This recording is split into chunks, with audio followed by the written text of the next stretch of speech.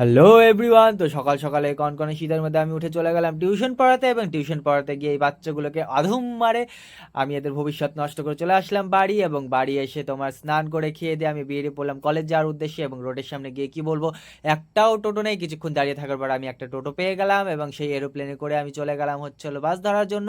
বাস ধরা তো নয়, যেন আমি যুদ্ধে যাচ্ছি। তো যার পর যাই হোক, আমি চলে গেলাম বাস ধরে এবং ইসলামপুর কলেজ সামনে চলে গেলাম।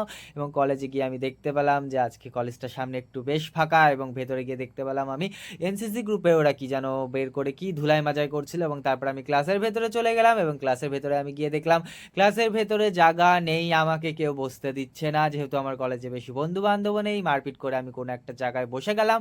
আর আমার সেই মানুষগুলোকে ধরে মারার ইচ্ছা করছে যারা নাকি বলতো কলেজে গিয়ে পড়াশোনা করতে লাগে না।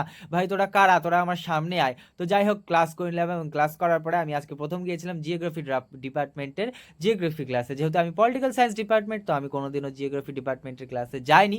তো যাই হোক, আমি জিওগ্রাফি ক্লাসে আজকে গেলাম, গিয়ে দেখলাম বেশ ভালোই ক্লাসটা সুন্দর আছে, সেখানে অনেক কিছু শেখার মতো আছে, অনেক কিছু দেখার মতো আছে। বাট আমাদের পলিটিক্যাল সায়েন্সে আমি বুঝি না আমি কি খায় নিছিলাম এবং আমি কেন নিছিলাম।